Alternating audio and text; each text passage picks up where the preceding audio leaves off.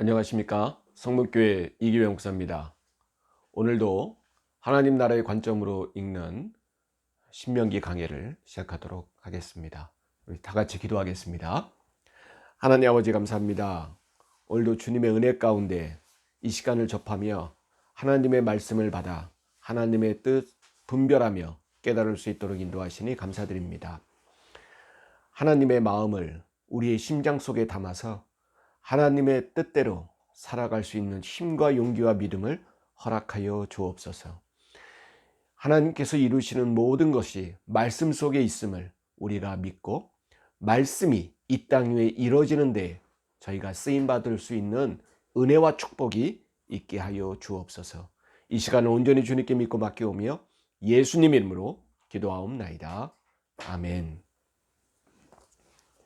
예, 오늘은 신명기 18장부터 보도록 하겠습니다. 신명기 18장은 제사장과 레위인들의 소득이죠. 그 부분에 대한 법이 나와 있죠. 여러분, 그 레위인과 그 제사장들은 따로 소득을 벌어들이는 직업이 없습니다. 뭐 농사를 짓거나 목축을 하는 그러한 경제적 직업이 없기 때문에 이들의 그 수입과 몫은 나머지 지파들이 모아서 이들을 섬겨야 되는 것으로 하나님은 그렇게 규정하고 있습니다.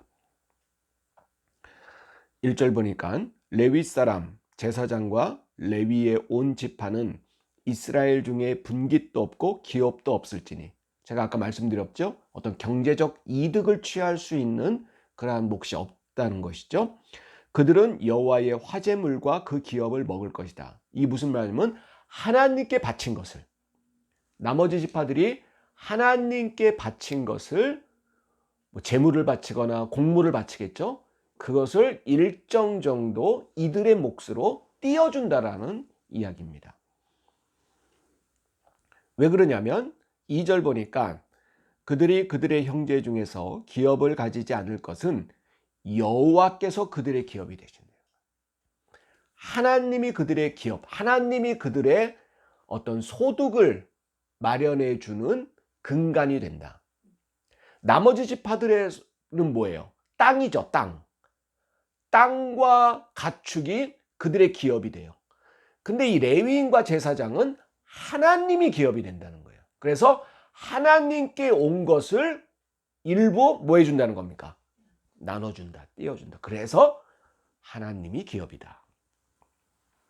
그건 뭐냐 구체적으로? 그게 3절부터입니다. 3절 보니까 제사장이 백성에게 받을 몫은 이러하니 곧 드리는 제물의 소나 양이나 그 앞다리는 제사장과 레위인들의 몫이에요.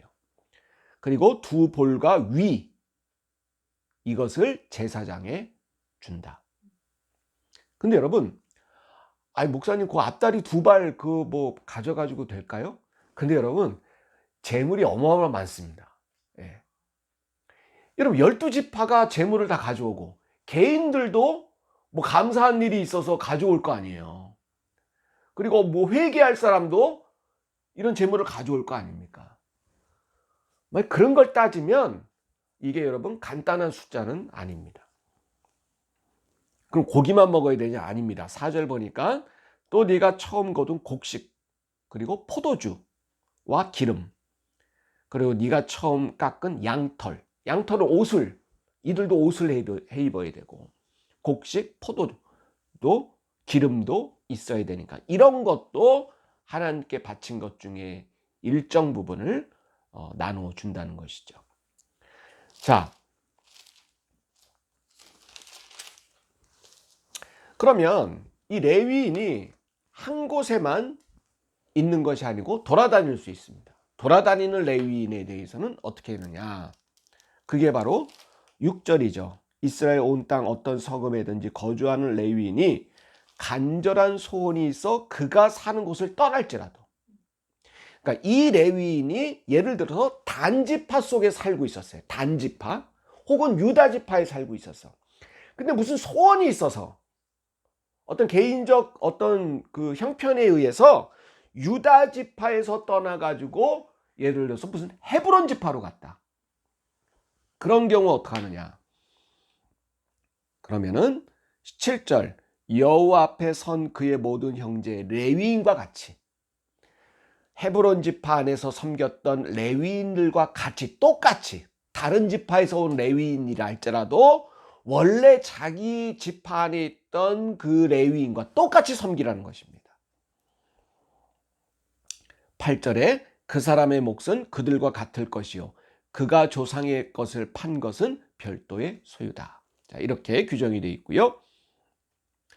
그 다음에 9절부터는 여러분 다른 민족들의 가증한 행위를 본받지 말라. 그게 어떤 행위가 있느냐? 그걸 바로 규정한 겁니다. 이런 행동은 가나안에 들어가서 본받지 말라는 것입니다. 뭐가 있냐? 10절 그의 아들이나 딸을 불 가운데로 지나가게 한대요. 이 불이 이 우상들은 이 불이 그 사람을 정화시킨다라고 믿기 때문에 불 사이로 지나가면 깨끗하게 됐다. 뭐 그런 걸로 하고요. 혹은 누가 시집을 왔어. 이 아들 집에 아들의 가문에 편입되는 거잖아요. 이 당시엔. 그러면 이 딸이 우리 가문이 됐다 갖고 전에 친정 때 있었던 그런 죄나 이런 것들을 불태워야 된다 그래서 새로 시집을 오면 불 사이로 지나가게 했다는 것입니다. 그거 하지 말라는 것입니다. 11절에 진언자나 신접자, 박수, 무당들이죠. 초은자 너희가 용납하지 말라는 것입니다. 또 14절에 네가 쫓아낼 이 민족들은 기륭을 말하는 자, 기륭을 점치는 거예요. 점쟁이의 말. 또 네 하나님 여호와께서 이런 일을 용납하지 않는다. 그러면 누구 말을 따라야 됩니까? 내가 선지자를 두겠다는 것입니다. 15절부터입니다. 네 하나님 여호와께서 너희 가운데 네 형제 중에 너를 위하여 나와 같은 선지자 하나를. 여기서 이 앞이 중요합니다. 나와 어떤 선지자? 나와 같은 선지자예요. 여기서 나는 하나님입니다. 하나님이 선지자를 세울 텐데 이런 이민족들의 무당, 점쟁이 찾아가지 말고 내가 선지자를 세울 거다. 이 선지자를 뭐와 같이 여기라는 거예요? 하나님과 같이 여기는 거예요. 왜? 앞에 나와 같은 선지자라고 했으니까. 너희는 그의 말을 들을지다. 그렇게 말합니다. 이 선지자를 세우니까 이제 백성들이 잘됐다 라면서 하는 말이 있습니다. 그게 16절이에요. 보면 이게 하나님의 역사의 방법의 하나의 전환점이 되는 구절입니다. 16절에 이것이 곧 네가 총회의 날에 호렙산에서 내 하나님 여호와께 구한 것이라. 곧 네가 말하기를, 백성들이 이제 말하는 거예요. 이제 선지자를 세우고 하니까 네가 말하기를 내가 다시는 내 하나님 여호와의 음성을 듣지 않게 하시고 다시는 이 큰 불을 보지 않게 하소서. 두렵건대 내가 뭐 할까? 죽을까 하나이다. 무슨 말이냐? 여러분, 우리는 참 이런 걸 바랄 수 있어요. 하나님이 직접 말씀해 주시면 얼마나 좋을까? 직접 엄청난 능력으로 이렇게 해결해 주시면 어떨까? 이렇게 말합니다. 근데 여러분, 이것은 또 하나의 역사를 수반합니다. 무슨 말이냐? 하나님의 직접 임재는 이러한 음성과 이런 거를 들려줄 수도 있지만 죄 있는 자는 죽음입니다. 하나님이 임재했을 때 그런데 내가 죄가 있다. 하나님은 거룩하신 분인데 죄와 함께 하지 못해요. 그러면 이 죄는, 죄 있는 사람은 어떻게 되는 거라고요? 죽음이에요. 죽음입니다. 그러니까 이 백성들은 하나님의 직접 임재를 달가워하지 않았어요. 두려워했습니다. 오히려 두려워했어요. 그런데 이 백성들의 두려움에 대해서 오늘 하나님이 이렇게 말씀하십니다. 17절에 여호와께서 내게 이르시되 그들의 말이 옳도다. 옳도다. 아, 그래. 니네 무서웠겠구나. 니네 말이 옳다. 그래서 이제는 이렇게 안 하신다는 거예요. 이제는 누굴 통해? 선지자를 통해. 선지자를 통해서 역사하신다는 것입니다.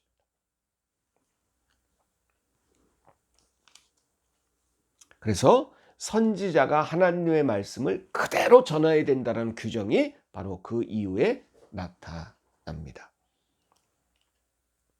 자, 그 다음에 19장 1절부터는 도피성에 관한 규정입니다. 여러분, 이 규정은 민수기나 레위기에서도 우리가 살펴봤습니다. 특히 민수기에서 살펴봤죠. 도피성. 이게 무슨 말이냐면, 도피성은 뭐냐면 내가 누굴 죽였어요. 죽여서 내가 도피할 수 있는 성을 말합니다. 그 성에 가면 어느 누구도 이를 범인이라고 잡아 나갈 수가 없어요. 그런데 조건이 있습니다. 무슨 조건이냐? 보복으로, 증오로 계획해서 살인한 것은 안 됩니다. 이 살인은 부지불식간에, 그 다음에 정당방위로, 그리고 고의가 아닌 살인을 말하는 겁니다. 고의가 아닌 살인. 이게 4절 보니까 살인자가 그리로 도피하여 살만한 경우는 이러하니, 어떤 경우냐? 곧 누구든지 본래 원한이 없이 부지 중에 그의 이웃을 죽인 일. 그러면서 5절에 예를 듭니다. 5절이 가령 예를 들면 사람이 그 이웃과 함께 벌목하러 살림에 들어가서 손에 도끼를 들고 벌목하려고 찍을 때 도끼가 자루에서 빠져 그의 이웃을 맞춰 그를 죽게 함과 같은 것. 그러니까 나무하러 가는데 도끼의 자루가 빠져가지고 이 앞에는 엄청난 쇠잖아요. 이 도끼 이 앞부분이, 날 부분이 떨어져서 같이 벌목한 사람의 심하게 다치게 했다. 그래서 죽었다. 그러면은 이런 거는 도피성으로 갈 수 있는 경우가 되는 것입니다. 왜 이런 법을 했냐? 무죄한 피를 흘리지 말라는 겁니다. 무슨 말이냐면, 여러분, 아무리 부지불식간에, 그리고 일부러 안 죽였다고 해도 이 피해자의 가족이나 관계하는 사람은 어떻게 이 사람을 처벌할까요? 죽이려 들 겁니다. 네. 고의로 일부러 죽이지 않아도 이 가족들은 얼마나 억울하겠어요. 그러면 여러분, 이 부지불식간에, 부지 중에 살인을 한 이 사람도 죽음을 당합니다. 그거를 하나님은 어떻게 보았냐? 무죄한 피라고 본 것입니다. 10절에 내 하나님 여호와께서 내게 기업으로 주시는 땅에서 어떤 피? 무죄한 피를 흘리지 말라.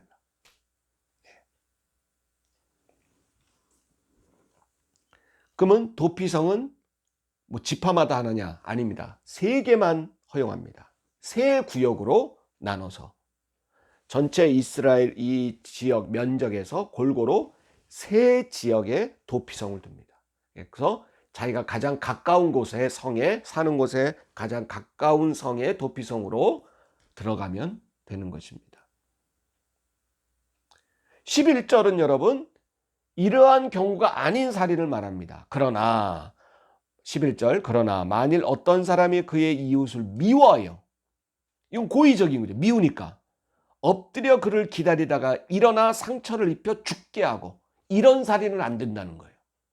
도피성에 들어갈 자격이 없다는 것입니다. 이런 사람은 도피성에 들어갔다 할지라도 꺼내가지고 어떻게 되는 겁니까? 보복자의 손에 주라는 겁니다. 그게 12절입니다. 그리고 14절부터는 경계표를 옮기지 말라. 이게 무슨 말이냐면, 경계표가 뭐냐?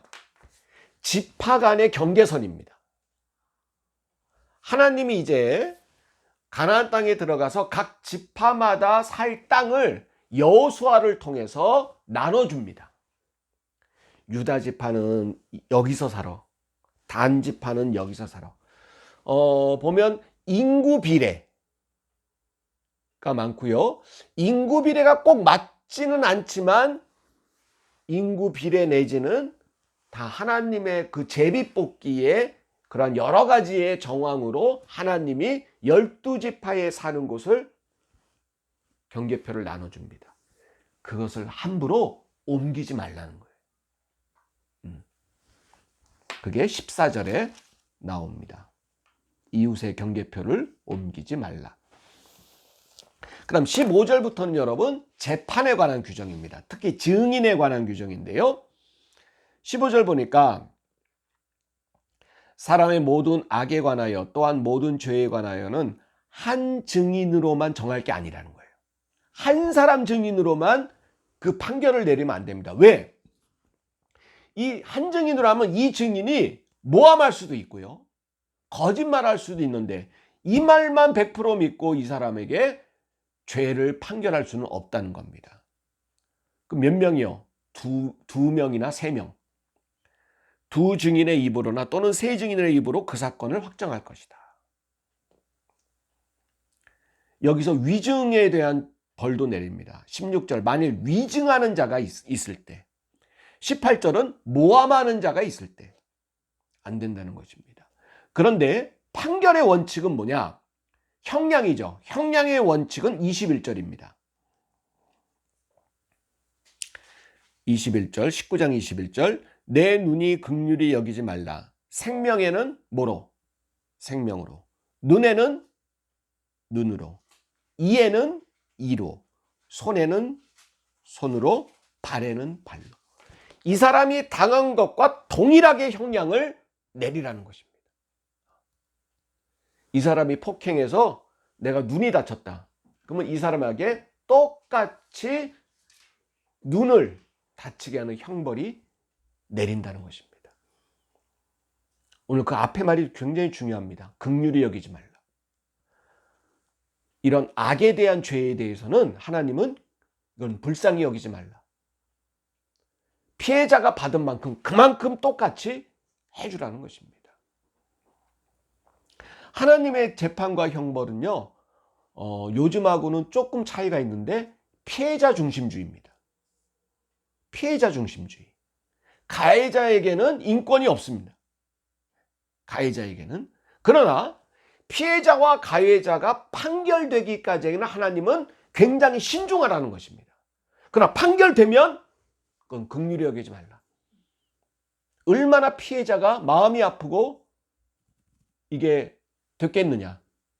그 피해를 원한을 풀어줘야 된다는 것이 하나님의 기본 입장입니다.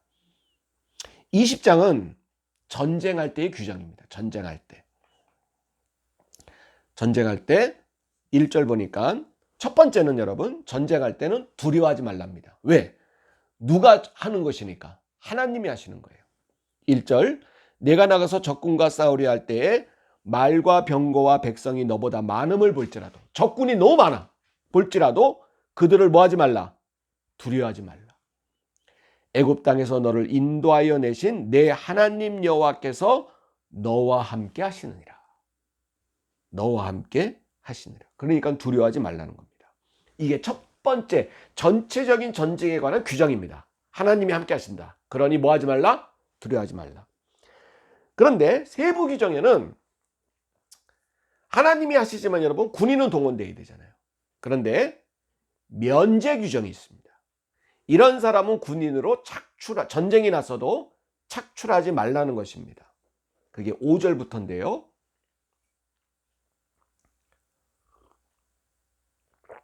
자, 5절 첫 번째 면제자는 책임자들은 백성에게 말하여 이르기를 새 집을 건축하고 집을 새로 건축한 사람. 그랬는데 아직 낙성식을 행하지 못한 자가 있으면 그는 집으로 돌아갈지니 전사하면 타인이 낙성식을 행할까노라. 이게 무슨 말이냐면 여러분 여러분 이 낙성식이 뭐냐? 하나님께 집을 졌습니다라고 신고하는 건데요. 이게 오늘날 등기예요. 등기. 하나님께 등기하는 겁니다. 그런데 집만 져놓고 전쟁 났다고 끌려가 버리면 어떤 사람이 마음 먹고 야, 저 집 뺏어야겠다. 자기가 낙성식을 내버리면 이 집 뺏기는 거예요. 그러니까 집을 져놓고 낙성식 하지 못했으면 등기하지 못했으면 전쟁 났어도 면제. 두 번째 면제자는 6절입니다. 포도원을 만들고 그 과실을 먹지 못한 자. 아직 수확 못한 자. 포도원을 이제 처음 만들었는데 아직 과실을 따지 못했으면 이 사람도 면제. 만약에 이 사람이 죽으면 타인이 와서 그 포도를 다 가져가기 때문입니다. 7절. 여자와 약혼하고 그와 결혼하지 못한 자. 약혼은 했는데 결혼하지 못했어. 근데 이 사람이 전쟁 나가서 죽으면 이 여자를 다른 남자들과 뺏어갈 수 있으니까 데려갈 까누라 그랬습니다. 이러면 면제. 8절이 좀 재밌는데요. 책임자들은 또 백성에게 말하여 이르기를 두려워서 마음이 허약한 자. 전쟁에 나가서 이제 소집 통보 받았는데 전쟁 나가려고 하니까 어떻다고요? 마음이 허약한 자, 두렵다는 거예요. 이유가 더 재밌습니다. 그는 집으로 돌아갈지니 그의 형제들의 마음도 그의 마음과 같이 낙심될까 하노라. 네. 분위기 망친다는 거예요. 이런 사람 오면, 전쟁에 오면. 자, 그런데 이게 이제 전쟁 면제자의 규정이고요. 10절부터는 그럼 어떻게 해야 되냐? 무조건 전쟁이 되냐? 아니라는 거예요. 첫 번째 행할 규정이 있습니다. 뭐냐? 10절에 내가 어떤 성읍으로 나아가서 치료할 때는 그 성읍에 먼저 뭘 선언해요? 화평을. 전쟁부터 하지 말라는 거예요. 무력부터 사용하지 말라는 거예요. 먼저 야, 우리 평화롭게 지내자. 화평을 먼저 선언하는 거예요. 우리 요구는 이러니 이 요구만 들어주면 우리 전쟁하지 않겠다. 화평을 선언하라. 그럼 목사님 거부하면 어떻습니까? 그게 12절이에요. 만일 너와 화평하기를 거부하고 너를 대적하여 싸우려 하거든 너는 그 성읍을 이제 전쟁하는 겁니다. 그리고 그때는 인정사정 볼 것 다 죽이라는 거예요. 생명이 있는 것은. 하나님 너무 잔인하지 않을까요? 이유가 뭐냐? 여러분 16절 보죠. 오직 내 하나님 여호와께서 네게 기업으로 주시는 이 민족들의 성읍에서 호흡이 있는 자를 하나도 살리지 말라는 겁니다. 사람일지 그 나이에 상관없고 가축까지. 가축도 호흡이 있잖아요. 다 죽이라. 근데 여러분 제가 이런 구절, 전쟁에 관한 구절 볼 때마다 하나님 너무하는 거 아닌가? 아무리 적군이지만 애까지. 근데 여러분 이유가 있습니다. 18절이에요. 이렇게 하는 이유는 그들이 그 신들에게 행하는 모든 가증한 일을 너희에게 가르쳐 본받게 하여 너희가 너희의 하나님 여호와께 범죄하게 할까 함이라. 하나님이 잔인해서가 아니고 살려두면 그 문화가 침탄다는 것입니다. 하나님은 인간의 마음을 잘 알고 있어요. 아무리 하나님이 우상 섬기지 마 그들의 가증한 문화를 받아들이지 마 아무리 이래도 거기에서 서로 부딪히며 살다 보면 여러분 사람은요 본능적으로 나쁜 문화부터 받아들여요. 나쁜 문화부터. 그렇기 때문에 이러한 문화를 받아들이기 그래서 그들을 가르치는 건 누구면 그 문화를 가르치는 건 사람들이잖아요. 그래서 그들을 살려두지 말라. 이것이 너희들이 사는 길이다. 라는 것을 말씀합니다. 여러분 이 부분을 하나님의 잔인하냐 안 하냐의 문제로 보면 안 된다는 거예요. 이것은 바로 이러한 죽이는 문화, 가증한 문화 이런 것에 의해서 사람들이 타락되어지는 현실의 관점으로 봐야 된다는 것입니다.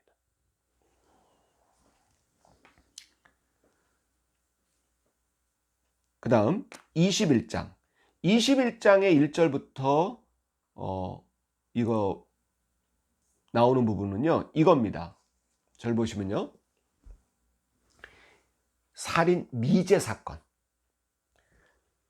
시체가 나왔는데 범인을 못 잡았어. 누가 죽인지를 몰라. 1절 보니까 내 하나님 여호와께서 내게 주어 차지하게 하신 땅에서 피살된 시체가 들에 엎드러진 것을 발견하고 그 쳐 죽인 자가 누구인지 아는 걸 모르는 거야. 모를 때. 오늘날로 치면 여러분 미제 사건이에요. 범인을 못 잡아. 그럼 여러분 오늘날 어떠나요? 그냥 시간만 흘러가는 거죠. 미제 사건에. 근데 여러분 하나님은 마무리를 하라는 겁니다. 무슨 얘기냐? 2절 너희의 장로들과 재판장들은 나가서 그 피살된 곳의 사방에 있는 성읍의 원근, 피살된 곳, 살인사건이 일어난 곳에 가장 가까운 성읍을 원근을 재라는 거예요. 그러면 그 피살된 곳에서 가장 가까운 성읍에 있는 장로들을 부르라는 거예요. 원로들을 부르라는 거예요. 뭐 하려고? 거기서 제사 지내라는 것입니다. 6절 그 피살된 곳에서 제일 가까운 성읍의 모든 장로들은 그 골짜기에서 목을 꺾은 암송아지 위에 손을 씻으며 7절 말하기를 우리의 손이 이 피를 흘리지 아니하였고 우리의 눈이 이것을 보지도 못하였나이다 라고 하라는 것입니다. 그런데 이렇게 하는 것이 9절 보니까 재밌는 말씀이 나와요. 9절 너는 이와 같이 여호와께서 보시기에 뭐한 일? 정직한 일을 행하라는 거예요. 이게 왜 정직한 일일까?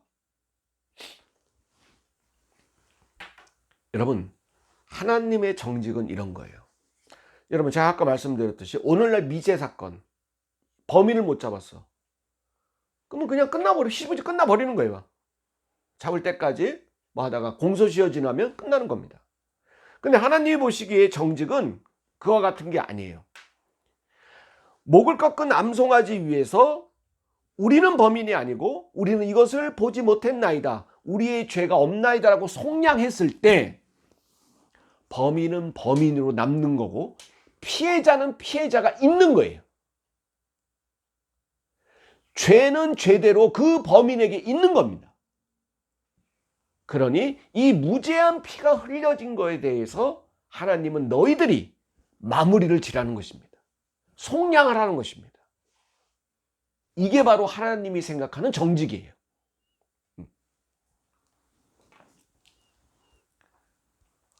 범인을 못 잡는다 하여도 죄는 있는 것이고 그래서 그 죄에 대해서 송아지를 가져다가 속량하는 것이고 그리고 무고한 생명이 죽은 피해도 그대로 있는 것이다.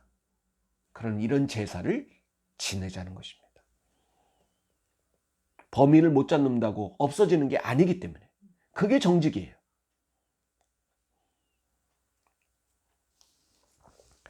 자, 오늘 9절까지 21장 9절까지 하는데요.